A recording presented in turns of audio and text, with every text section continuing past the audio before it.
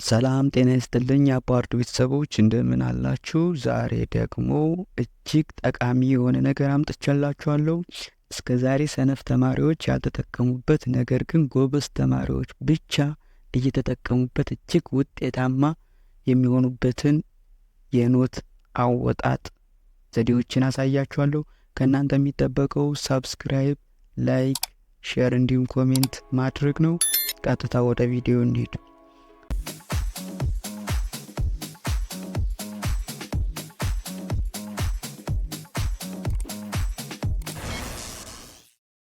የመጀመሪያው የኖት አወጣጥ ዘዴ ምንድነው? ክፍል ውስጥ ተዘጋጅቶ መግባት። ዝግጅቱ የበፊቱን የተማራችሁትን ነገሮች ከልሶ መግባት ሊሆን ይችላል። ኖት ለማውጣት የሚጠቅሙ ማቴሪያሎችን አዘጋጅቶ ክፍል ውስጥ መገኘት በጣም እጅጉን ጠቃሚ ነው ማለት ነው። ወረቀት፣ እስክሪብቶ፣ ላፕቶፕ ካላችሁም ላፕቶፕ ከሌላችሁም ስልክ፣ እነዚህን አዘጋጅታችሁ ክፍል ውስጥ መገኘት አለባችሁ ማለት ነው። ሁለተኛው ቲፕ ቢ አን አክቲቭ ሊስነር ነው። ይህ ማለት ደግሞ ምንድነው? ጥሩ አድማጭ መሆን አለባችሁ ማለት ነው። ብዙ ተማሪ የሚሰራው ስህተት መምህሩ በሚናገርበት ሰዓት ወይም በሚጽፍበት ሰዓት ሁሉንም መምህሩ የተናገረውን ነገር ለመጻፍ ብዙ ተማሪ ይሞክራል። ይህ ስህተት ነው።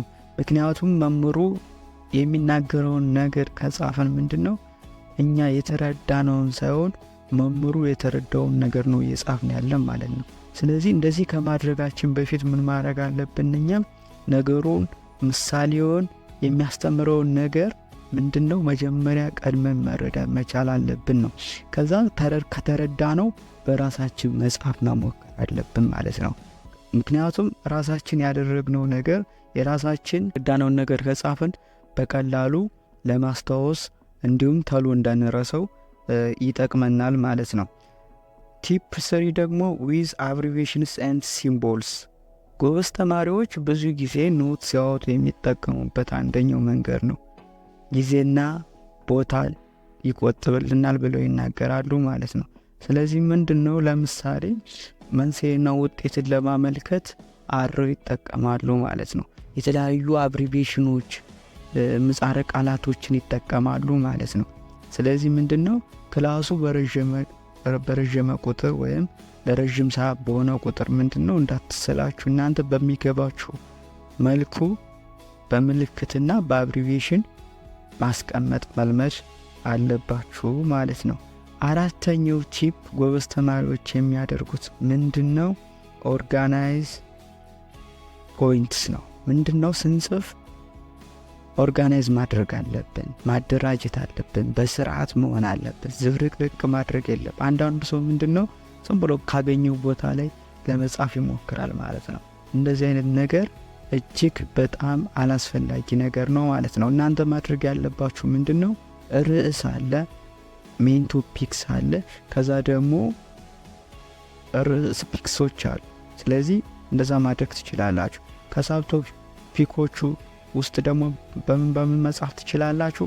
ቡሌት፣ የተለያዩ ቡሌቶችን እየተጠቀማችሁ በቀላሉ መጻፍ ትችላላችሁ ማለት ነው። መጨረሻ ጎበዝ ተማሪ የሚያደርጉት ነገር ምንድነው? ይህ ሁሉ ካደረጉ በኋላ እነዚህን አራቶቹን ቲፖች ካሟሉ በኋላ ምንድነው ያወጡትን ኖቶች እንደገና ሪቪው ኤንድ ሪቫይዝ ያደርጋሉ፣ ይከልሱት። ምንድነው የዘለልኩት ነገር አለኝ ወይስ ምንድነው ብለው ራሳቸው ይገመግሙታል። ስለዚህ የጎደለ ነገር ካለ እንደዚህ አይነት ስሜት ከተሰማቸው ከክላስ ጓደኞቻቸው ጋር ይነጋገራሉ፣ ደፍተር ይቀያየራሉ። ከዛ በኋላ ምንድነው እንደገና የጎደለውን ነገር ይጨምሩታል ማለት ነው። ስለዚህ እንደዚህ በማድረግ ምንድነው ምርጥ የሆነ ኖት ማውጣት ትችላላችሁ።